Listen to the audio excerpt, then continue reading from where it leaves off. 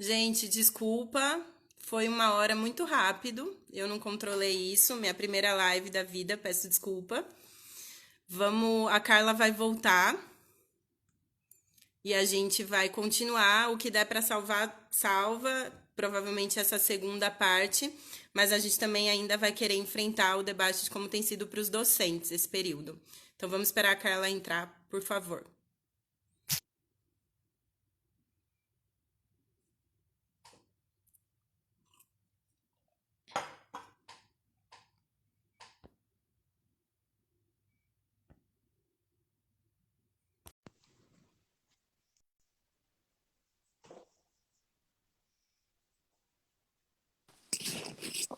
Voltamos. Desculpa, ó, já pedi desculpa para o público aqui, porque o que acontece? Eu estou fazendo pelo celular, então eu não consigo ver a hora, né? Ainda bem que esse Ah, já é a live, são alunos e professores não sabendo lidar com isso. Então, você consegue, você tem disponibilidade para ficar mais uma meia hora, uns 40 minutos, para a gente poder enfrentar uma meia hora, para a gente poder enfrentar o debate? meia hora eu consigo. É como Você eu consegue brinco, calcular para mim o tempo, Carlinhos, me avisando? consigo Eu não sim. consigo ver isso. Não, eu tô E aqui com o tablet, pra gente- consigo. e aí o que for salvo vai ser salvo, mas de qualquer maneira vai, eu acho que vai completo para a página do Facebook. Como as pessoas estão voltando, eu acho que a gente poderia então agora, só para arrematar, começar a falar um pouquinho, que eu acho que o papel do pós-graduando a gente conseguiu enfrentar um pouco. Você quer falar um pouco como tem sido o papel da docência? O que você tem percebido como os principais dilemas e desafios da docência nesses tempos? Vamos lá, né? Porque eu acho que isso é uma questão importante para todos nós, né? E os pós-graduandos, como você falou, boa parte deles são docentes, né? São docentes de ensino superior, né? O pessoal aí da educação deve ter muita gente também que é docente da educação básica e que a gente está enfrentando aí esses desafios de pensar como é que a gente pode não transpor, né? Eu acho que tem uma coisa que a gente deve ficar claro, não é transpor o ensino presencial para a modalidade remota, para a modalidade virtual, mas quais são as possibilidades da gente explorar, né, esse mundo digital para, né, fazer com que a gente continue nesse processo de troca, de aprendizado, de produção do conhecimento a partir, então, do mundo digital. Tem sido muito interessante, como você, né, colocou até na terça, ou seja, a gente está descobrindo um conjunto de ferramentas, de possibilidades que existe aí no mundo virtual, ferramentas tecnológicas e coisas que a gente pode trazer para as nossas aulas. Então, não é aquela aula, né, que a gente ainda fala assim, que é muito complicado, por exemplo. Então, no ensino superior, na pós-graduação, a gente tem aulas que duram 3 horas, 4 horas, Concordo. né? Ou seja, a Uhum. gente tem aulas, aquelas aulas palestras, expositivas, ou mesmo aulas Créditos da PUC dialogadas. costumam durar 4 horas, alguns créditos. Então, aí que tá, tudo bem, você tem uns 20 minutos de um intervalo, mas é aquilo, você fica 3 horas e meia numa sala ali, pá, né, professora, aluno e etc e tal. E quando você vai para esse mundo digital, a gente não consegue sustentar. Não é que a gente não consegue sustentar porque você, o professor não sustenta ficar falando durante 3 horas. É que, primeiro, você Não ficar é o falando você ficar falando durante 3 horas sem nenhuma interação, é horroroso, porque a grande questão, né? Eu que eu falo assim, eu dou aula expositiva, né? Mas eu gosto da aula expositiva dialogada, ou seja, quando está o meu aluno ali, ô professor, eu tenho uma pergunta, vamos lá, vamos pensar de um jeito, ou seja, a gente está aqui no debate, eu não estou, né, só falando. Não, existe uma construção dentro daquela sala de aula, aquelas pessoas vão contribuindo também. Então, inclusive, os tempos de aula eles são pensados para que essa interação aconteça. Então, quando eu penso, né, numa aula, então eu tenho 3 horas ali, perfeito, o que eu vou dividir em cada um desses pedaços? Então, nós temos perfeito. um desafio agora de transpor, ou seja, como eu penso esse tempo de aula nesse mundo virtual, onde as interações são mais reduzidas, é claro, dependendo dos aplicativos que a gente usa, se eu uso o Zoom, é muito mais fácil você ter interação, por exemplo, o Zoom é um aplicativo muito interessante para interação, ele Eu tem os breaking concordo. rooms, Ele tem né? a questão dos dados, mas ele permite aquele modo gallery view, que você consegue ter minimamente uma dinâmica de sala de aula, né? Por exemplo, né? O que eu não consigo no Google Meet, que eu uso o Google Meet, por exemplo, e que eu não consigo fazer isso porque E tem parece no no máximo Teams. 4 pessoas, né? Tem o O Teams Teams, tem não. então, a gente usa lá um que é um um software livre que é muito legal, é porque ele é adaptado ao Moodle. A gente usa o Moodle e ele é adaptado ao Moodle, que chama Big Blue Button. Ele é muito interessante, ele é completamente free e ele tem só um pagamento de streaming. Então, ou seja, inclusive como uma solução tecnológica para instituições que não conseguem investir muito dinheiro, ela é uma solução interessante.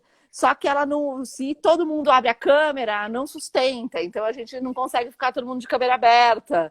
Então, mas só os áudios. Então você tem várias limitações. Isso, claro, eu falo quase todas as aulas eu choro, eu falo para os meus alunos, a coisa mais legal é poder estar aqui com a gente, eu estou morrendo de saudade de vocês da nossa sala de aula. Mas pensando nos desafios, ou seja, ela coloca tem esses limites todos, então, né, isso é uma coisa que a gente, inclusive, já vem trabalhando. Quando a gente retomar para as atividades presenciais, quando as atividades presenciais forem possíveis, a gente vai ter que voltar, né? Aquela só vai ter que voltar 2 casas para trás para olhar com os alunos o que a gente precisa ainda retomar, o que precisa pensar, o que ficou difícil de entender e etc. Porque, afinal, ou seja, aquilo que a gente já falou, né, em relação ao aluno, ou seja, das dificuldades que ele tem, às vezes, de acessar o sistema, de entender tudo aquilo, né? E por mais que você crie, aí é que tá aí, o professor agora vai ter que criar um conjunto de canais. Então, eu tô online na hora da aula, faço aula síncrona, eu abro fórum, eu tenho chat, eu respondo e-mail. Completamente, porque está acontecendo isso comigo também, é isso. Isso, você triplicou, às vezes, o seu tempo de trabalho, né? Então, as pessoas estão falando bastante isso de maneira geral, e quando a gente olha para o professor, isso está acontecendo muito, porque, assim, preparar uma aula para ser dada numa modalidade remota, de caráter digital, é 3 vezes mais difícil, porque, assim, não é simplesmente a preparar a aula, eu vou lá com o meu planinho de aula embaixo do braço, vou para minha aula, lousa, e mando bala, e aquele momento ali, acabou, né? Não, ou seja, eu posso até fazer, tenho, né, alguns, o Google Classroom, por exemplo, tem o whiteboarding que você consegue usar, né? O Zoom também tem o whiteboarding, o Zoom tem o whiteboarding, né? Mas você pode, às vezes, abrir um arquivo no Word e ir lá fazendo as coisas e etc. Mas não dá, você precisa fazer um PowerPoint, você precisa disponibilizar um PowerPoint para os alunos, às vezes, irem acompanhando, ou então depois terem esse material de estudo, fazer um roteiro de leitura, disponibilizar um chat e entrar, às vezes... Também deixar os alunos falarem e aí tentar fazer uma inscrição minimamente, porque senão os áudios ficam cortados e ninguém se entende. Então também tem esse papel de inscrever as falas. Isso. Que demanda Você muito, assim. Você tem que criar um conjunto de regras. Então, por exemplo, a gente tem feito algumas aulas especiais, que como a gente tem feito essas aulas especiais, principalmente na pós-graduação, né? A gente dá o tempo de exposição do professor, né? E claro, as pessoas podem até no chat, né? A gente faz pelo Google Meet muitas vezes. Então, no chat as perguntas vão entrando, e aí, claro, o professor pode ir vendo se ele quiser ir respondendo, mas se não, ele tem 1 hora para falar, e aí depois ele vai responder as perguntas. E aí também depois pode entrar as inscrições e aquilo, eu quero falar, e abre o microfone e fala. Então, você tem que estabelecer regras de como é o processo. Novas regras de comportamento. A PUC também adota um Moodle. Ela deu a orientação para os docentes de que o aplicativo, assim, o programa, a plataforma oficial da universidade seria o Teams, mas ela deixou os docentes à vontade para utilizar outras plataformas, contanto que eles continuem alimentando o Teams. Então, pensa, no caso, por exemplo, da minha orientadora, que é uma profissional, uma docente, que escolheu usar o Zoom. Eu acho que foi uma escolha acertada, e aí tem a questão também dos dados, né? Nem vamos entrar nisso. Dos dados do Zoom, o Zoom tá roubando nossas vidas. Mas escolheu usar o Zoom e ainda por cima tem que alimentar o Teams, porque é o sistema lá da universidade oficial que ela vai comprovar as coisas para o MEC e tudo mais. Ou seja, um duplo trabalho. É isso. E só aproveitando para falar, para quem estiver online, depois para quem for ver, a Carla vai fazer uma live também, acho que um pouco mais pessoal, intimista, né, no perfil dela, mas ela vai falar sobre controle, sobre formas de controle no trabalho. E acho que também no trabalho docente, especialmente vai ser o recorte, mas formas de controle no trabalho nesses tempos de pandemia, porque ela também tem se angustiado e aproveitado as angústias para trazer reflexões de como esses mecanismos tecnológicos também acabam sendo mecanismos de controle, não é isso, Carla? Isso. Na sexta-feira, às 5h30, eu vou fazer uma live lá no meu perfil sobre reuniões virtuais e controle sobre o trabalho, né? Então, eu estou focando principalmente nessa discussão das reuniões virtuais, porque, olha, tá sendo, assim, uma loucura. Hoje, aqui em casa, eu não fiz nenhuma, mas o meu marido, acho que ele fez umas 3 reuniões virtuais, entendeu? De Todo dia. segunda-feira, eu fico 5 horas corridas no Zoom. Isso De é quinta à uma noite eu loucura. tenho aula no Teams, particularmente não gosto, e aí é o meu, aí acho que também voltamos aos desafios dos alunos, né? Que gostando ou não, estão sendo obrigados pelas instituições, e aí eu aproveito para dizer que a APG tem recebido muitas demandas de alunos que falam: não, eu estou adorando, meu professor conseguiu aqui um gargalo criativo, é aquilo que eu falei, ele teve uma resiliência criativa, ele melhorou o crédito. O crédito está excelente. Agora, outros alunos e os docentes idosos, que além de serem Sim, grupo de risco, não dominam as tecnologias. A PUC, por sim. exemplo, está cheia deles, entendeu? E a gente tem recebido reclamações de outros alunos, por outro lado, falando: não estou gostando do crédito. Mas, por outro lado, a instituição continua funcionando. É todo um sistema, de contradições e desafios mesmo, esse momento.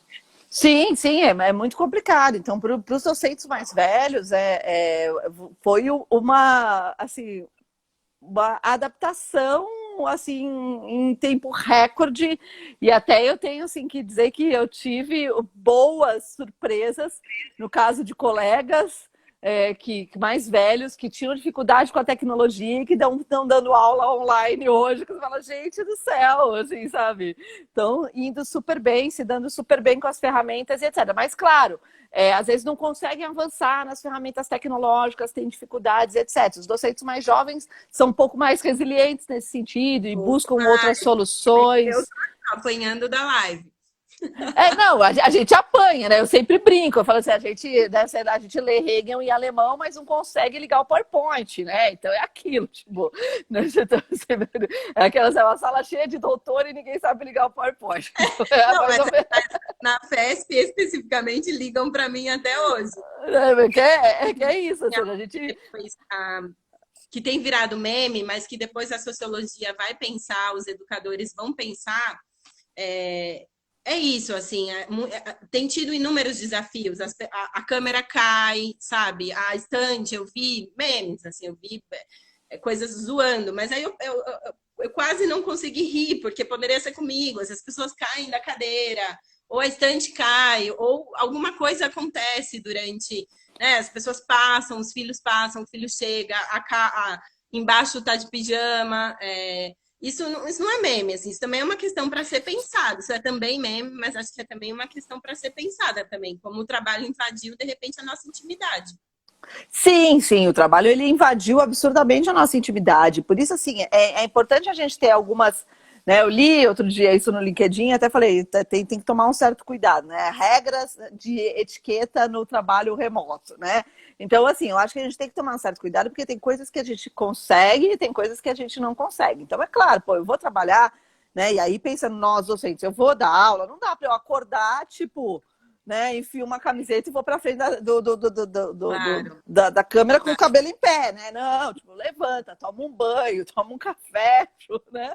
Se prepara para aquele momento. 2 cafés. É como se eu estivesse indo, né? Eu tenho que pensar, é como se eu estivesse saindo da minha casa, indo para a escola, ministrar minha aula, eu agora vou fazer ela num outro ambiente. Né, pensar se é possível, né? Então, o grande desafio é esse, é ter um lugar tranquilo, no caso dos docentes, é ter um lugar tranquilo para ministrar a sua aula, o que é muito difícil. Eu sou privilegiada nesse sentido porque eu não tenho filhos, né? Eu não tenho filhos, eu tenho só um marido, lógico, mas eu tenho que sempre pensar, porque quando ele tem reunião, eu não posso dividir o mesmo espaço com ele para ministrar minha aula. Sim, e a gente só tem um escritório, eu não tenho uma casa enorme que tem todo mundo no escritório, né?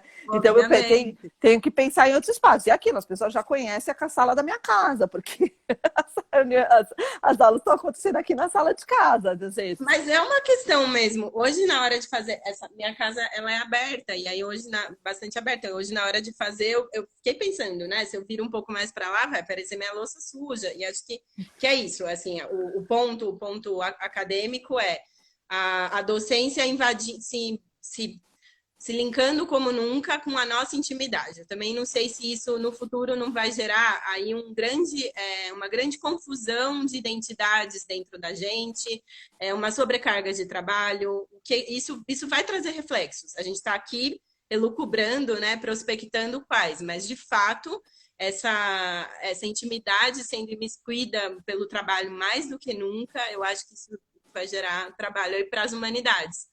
Voltamos para as humanidades. Sim, sim, porque é invadindo a nossa privacidade. Por isso até, né?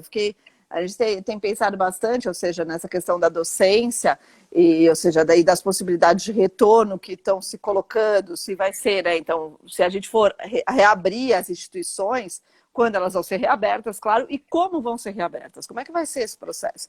Então, a gente acredita que pode ser que as instituições sejam reabertas somente nos trabalhos administrativos, as aulas na modalidade remota elas têm que se manter, porque a gente não pode voltar para a sala de aula, visto que a sala de aula ela é local de aglomeração. Né? Ela é local, exatamente. Não tem como, então você vai ter que criar protocolos para voltar para a sala de aula, tudo isso. Então, ou seja, como é que a gente vai conseguir, de repente, fazer isso? Então, talvez eu tenha que manter. Então, qual é aí?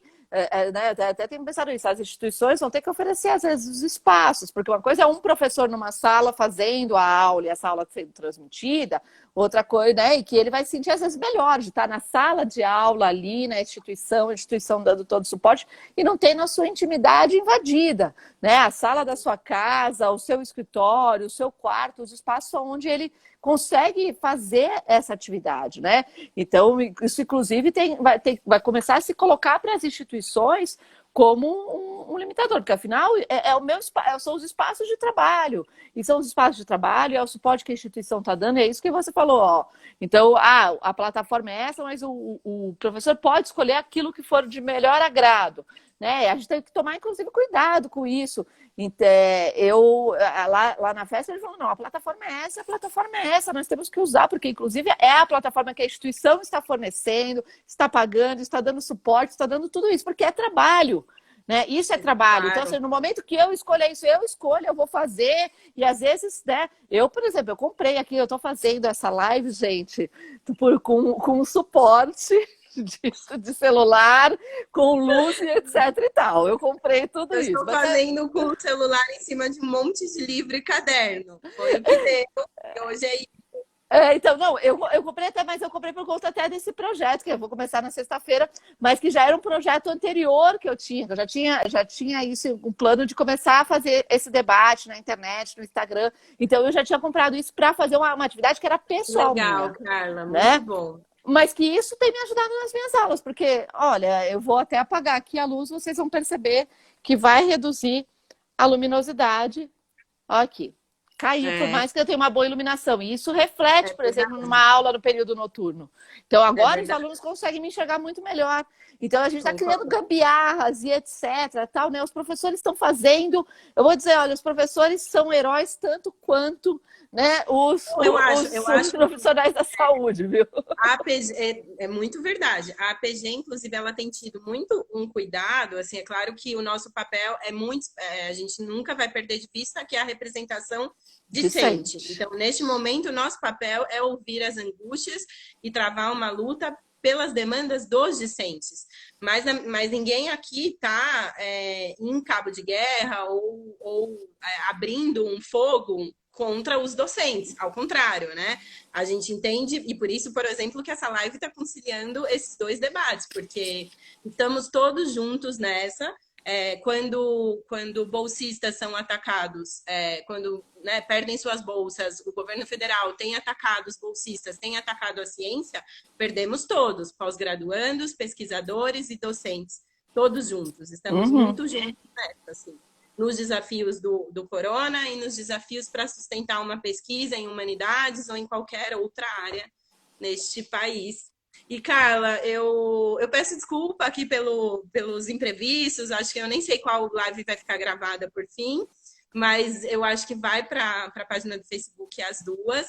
Foi um prazer inenarrável contar com a sua presença, com as suas colaborações, com seus insights. Eu acho que a gente...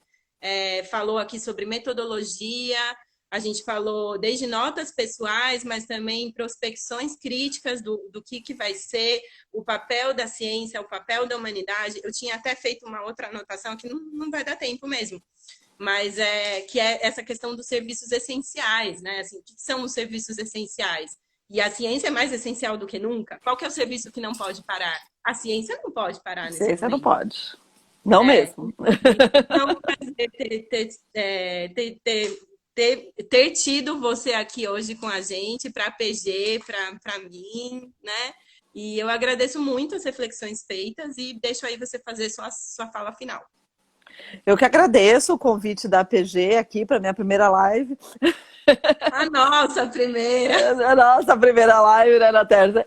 E eu agradeço muito o convite, seu convite, o convite da PG para vir aqui discutir esse tema que é tão importante, porque afinal, como você bem pontuou, ou seja, a ciência não pode parar, né? Ou seja, é a ciência que de alguma maneira permite que agora a gente possa estar aqui conversando por meio desse aparato tecnológico, né? O desenvolvimento da ciência que nos permite isso, que nos permite que a gente consiga fazer um trabalho remoto, que nos permite achar a cura e a vacina para a Covid-19, né? Ou seja, e a entender que mundo é esse, né? Falando em termos das ciências humanas, a entender que mundo é esse que a pandemia está produzindo, né? Então, ou seja, a ciência não pode parar. Então, por mais que a gente tenha dificuldades, e todas as dificuldades, e esse é o momento que a gente não pode se cobrar. Eu acho que é fundamental, a gente não pode se cobrar produtividade, não pode se cobrar absolutamente nada. Ah, meu trabalho não ficou bem feito. Não é um momento de cobrar, a gente está conseguindo fazer. Amanhã uma live sobre produtividade e Legal. produtivismo aqui, e a gente também vai reflexionar nas próximas semanas